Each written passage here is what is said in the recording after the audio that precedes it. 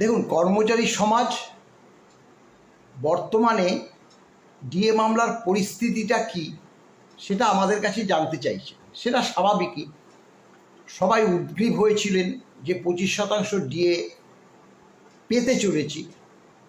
সেই মুহূর্তে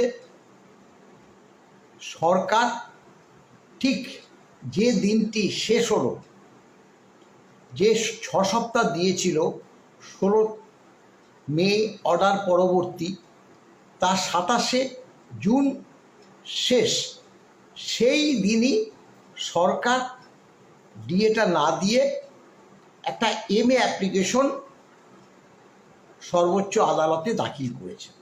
এটা আমরা সকলেই জানি যে যে দিনটি শেষ হয়েছে তার পরের দিনও না। তাহলে তারা ভাবছে যে সময় থাকতেই আমরা এমএ অ্যাপ্লিকেশন অর্থাৎ মডিফিকেশন অ্যাপ্লিকেশন আমরা তো দাখিল করেছি, তাই সুপ্রিম কোর্টে এই বিষয়ে বিস্তারিত তথ্য আমরা সরবরাহ করব, তাই আমরা কন্টেমের মধ্যে পড়ব না। আর আমরা কি করেছি, আমরা 26 তারিখ অর্থাৎ আমাদের আইনজীবী ফিরদৌস শামীম 26 তারিখ রাত 12টার পরে মাননীয় মুখ্য সচিব এবং মাননীয় অর্থ সচিবকে বাই নেমে স্মরণ করিয়ে দিয়েছে যে আগামীকাল অর্থাৎ 27 তারিখ যে ডেডলাইনটা দেওয়া আছে সেটা কিন্তু শেষ হয়ে যাচ্ছে। আপনারা অবিলম্বে আগামীকাল অর্থাৎ 27 তারিখ ডিএটা দিয়ে দেওয়ার ব্যবস্থা করুন, না হলে কিন্তু আদালত অবমাননার যে মামলা সেই মামলা আমরা করতে চলেছি এবং এই যে আবেদনটাই সেক্ষেত্রে প্রযোজ্য হবে বলে একদম মেল করে সুপ্রিম কোর্টে পাঠিয়ে দেওয়া হয়েছে। এখন সরকার সেটা দাখিল করেছে সুপ্রিম কোর্টের যে প্রধান বিচারপতির বেঞ্চে। আমরা ভেবেছিলাম সরকার বোধহয় মেনশন করে একটা ডেট চাইবে এমএ অ্যাপ্লিকেশনের জন্য, কিন্তু 27 তারিখ পরবর্তী আজ পর্যন্ত সরকার কোনো মেনশন হিয়ারিংও করেনি, তারা হাত গুটিয়ে বসে আছে। আমরা যে পিটিশন করেছি আমরা পরিষ্কার বলেছি আদালত অবমাননার যে ফাইল দাখিল করেছি, পিটিশন দাখিল করেছি, সেটা মহামান্য সুপ্রিম কোর্টের যে বিচারপতি সঞ্জয় কারোলের বেঞ্চে সেটা কিন্তু দর্জ হয়ে গেছে। এখন সরকার প্রধান বিচারপতির বেঞ্চে অ্যাপ্লিকেশনটা অ্যাড্রেসটা করলেও তাদেরও কিন্তু সেটা বাইপাস করে সেই সঞ্জয় কারোলের বেঞ্চেই রয়েছে। তাদের ভয় ওখানেই যে সঞ্জয় কারোলের বেঞ্চে গিয়ে যদি এমএ অ্যাপ্লিকেশনের ব্যাপারে বলতে যায়, সরকারের কপালে আমাদের মনে হয় অশেষ দুঃখ আছে। তাই তারা যে 4 আগস্ট মামলাটা যে নেক্সট আছে সেই দিনই তারা উপস্থিত হবে। আমরা 14ই জুলাই যে সুপ্রিম কোর্ট খুলছে সেখানে আমাদের আইনজীবীরা বলেছে যে আমরা মেনশন করে ডেটটা এই যে 4 আগস্ট আর এই যে জুলাই মাসে মাঝামাঝি খুলছে তার মধ্যে চেষ্টা করব কন্টেম্প পিটিশনটা হিয়ারিং করানোর জন্য। সেটা অবশ্য দেখুন সুপ্রিম কোর্টের উপর নির্ভর করছে, সেটা আমরা বললেই বা আমাদের আইনজীবীরা বললেই যে ডেট পাওয়া যাবে তা তো না। তবে এটা বাস্তব সত্য যেটা 4 আগস্ট মামলাটা সুপ্রিম কোর্টে উঠতে যাচ্ছে।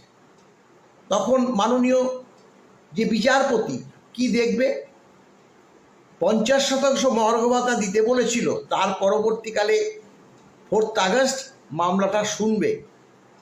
সরকার পক্ষের যে আইনজীবী মাননীয় অভিষেক মনু সিংভি বলল 50% এই মুহূর্তে দিতে পারবে না, তাহলে সরকারের মাজাটাই ভেঙে যাবে। মাননীয় বিচারপতি কনসিডার করলেন ঠিক আছে আপনারা 25%ই দিন, তাও কমাবার চেষ্টা করেছিল, কিন্তু না, আর শোনেনি 25%। দেখুন একটা কথা কিন্তু আপনারা মনে রাখবেন, আমরা কিন্তু মামলায় জিতে গিয়েছি, আমরা কিন্তু মামলায় যে ডিএ দিতে হবে সেই অর্ডারটাও পেয়ে গেছি। এখন এটা তো বাস্তব, সুপ্রিম কোর্ট যে অর্ডারটা দিয়ে দিয়েছে, সরকার যতই চেষ্টা করুক না কেন সেই অর্ডার কি আবার ফিরিয়ে নেবে? সেটা হতে পারে? একমাত্র মামলাটা আর কিছুটা সময় দেরি করার উদ্দেশ্য নিয়েই সরকার সুপ্রিম কোর্টে গেছে। তারা চাইছে এই করে করে যাতে ভোটের কাছাকাছি চলে আসা যায়। সেটা হয়তো, এটা আমাদের অনুমান, সেটা হয়তো চালাচ্ছে। কারণ তারা যে পিটিশনটা দাখিল করেছে সেটার মধ্যে কিন্তু পরস্পর বিরোধী কথা আছে। একবার বলেছে যে আমাদের অর্থনৈতিক সংকট, আবার বলেছে ট্রাইব্যুনাল যে ডিএটা দিতে বলেছে সেটা কিভাবে দিতে হবে অ্যানালিসিস করে দেখতে 6 মাস সময় লাগবে। আবার বলছে যে ডিএটা রাজ্য সরকারের কর্মচারীদের যদি 25% দিয়ে দিই, অর্থাৎ মামলাটা তো এখনো সম্পূর্ণতা পায়নি, মামলাটা ইন্টারিম অর্ডার বের করেছে। তাই যদি সরকার পক্ষ জিতে যায় তাহলে তো 25% রাজ্য সরকারি কর্মচারীদের কাছ থেকে সেটা আবার ফিরিয়ে আনা একটা অসম্ভব ব্যাপার।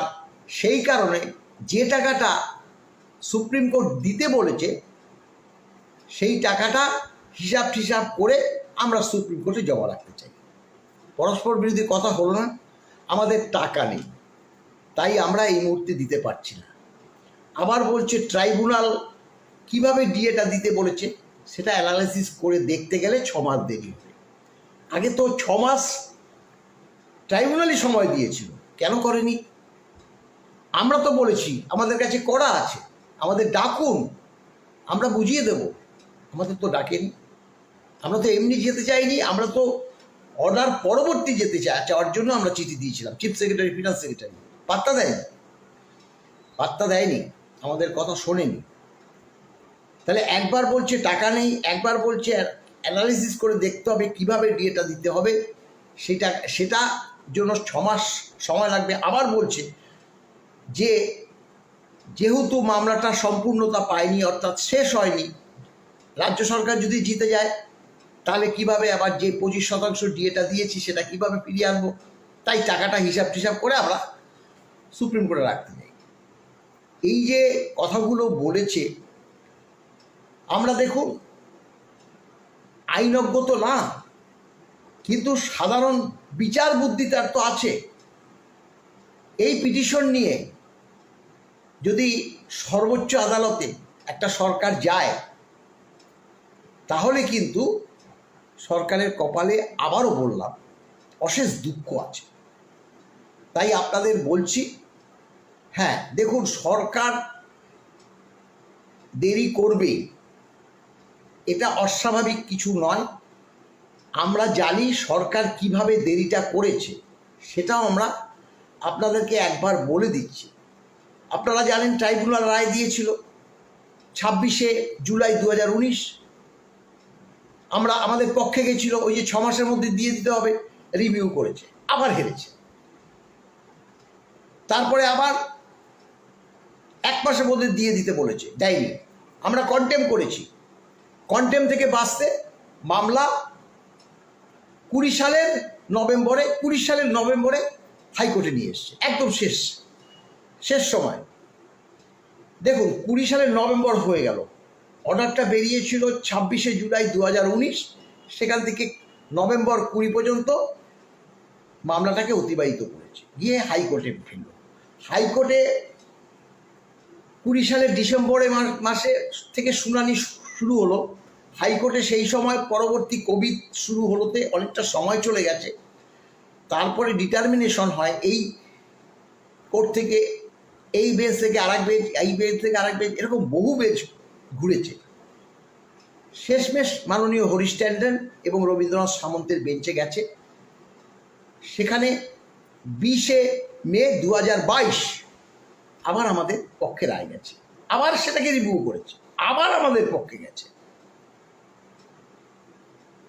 3 মাস সময় দিয়েছিল, সবাই জানা, দেয়নি। আমরা কন্টেম করেছি। চিফ সেক্রেটারি, ফিনান্স সেক্রেটারিকে হলফনামা দিয়ে বলতে হয়েছে যে কেন ডিএটা দেওয়া হলো না, হলফনামা সহকারে জানাও।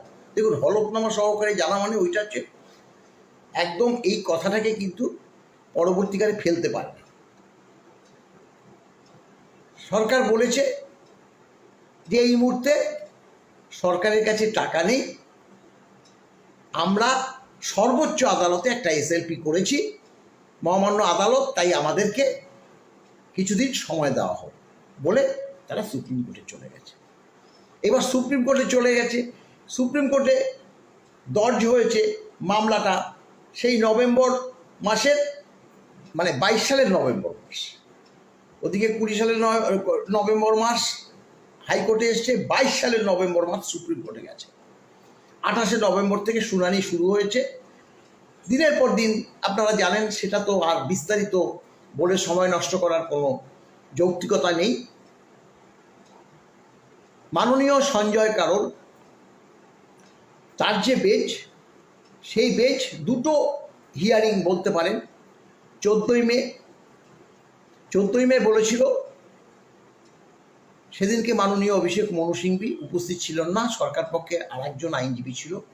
তাকে বলছে আপনাদের 50% আগে মহার্ঘ ভাতাটা মিটিয়ে দিতে হবে, কারণ আমি এই সব ট্রাইব্যুনাল এবং হাইকোর্টের রায়, সবকটা রায় পড়েছি, এখান থেকে আপনাদের মানে পালিয়ে যাওয়ার কোনো পথই নেই। 50% মহার্ঘ ভাতা দিতে হবে।